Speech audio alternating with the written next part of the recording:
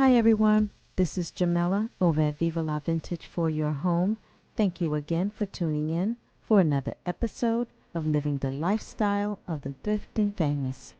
But before we begin, how about you go ahead and click that subscribe button so you can get all my videos directly to your mailbox. If you're looking for inspiration to decorate your home on a budget, you've come to the right channel. Here you'll be inspired to thrift shop for your decor pieces, how to incorporate plants into your decor, and also some DIY. So come on and be inspired. Before I continue with the video, I just want to say a thank you, a heartfelt thank you to everyone who has reached out to me during the passing of my mother, and your prayers and your cares and your thoughts of me were I was so touched by everyone. It was just overwhelming. And it's a blessing to know that I'm in everyone's thoughts like that. Thank you again. So in keeping with the saying, the show must go on, I wanted to talk about the eye-to-eye yard sale, which was happening the week after that we buried my mother. But this is a annual event that I created for our town, and it's a huge yard sale, and it brings people, diehard yard salers and thrifters to our area. Hundreds of people come to shop and sell, and it's just an all-around fun event. And these are some of the pictures of the previous years that when we set up, we sold some items, and it was just it's a wonderful 2-day event that I love partaking in, but I just didn't have the mental capacity to set up. But I did want to shop the sale for the first time because I always miss out since I'm always selling.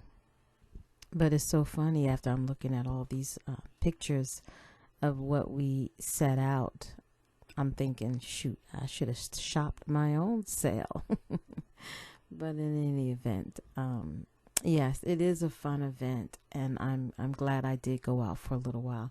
I didn't do the entire sale, but I did go to a few houses, and I saw quite a few stuff that was very nice out there. So, and the event is growing. So if you're in South Carolina or ever want to come, it's the first Friday and Saturday of October every year. And actually last year I was very surprised when one of my Instagram followers came and just to meet me, and it was such a pleasure to meet Debbie. But yeah, we had a wonderful conversation.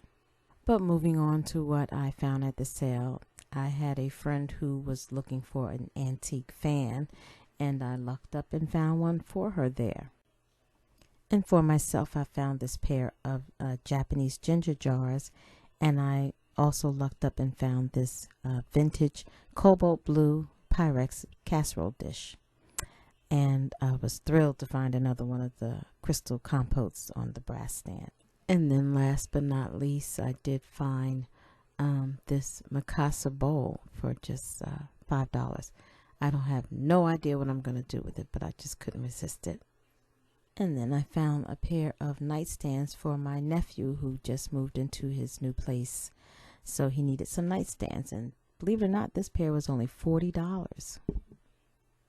Well, my intention was to kind of either resell those items, but after seeing them on my counter, I kind of said, I might like those there. And actually I did. I decided to just go ahead and keep them.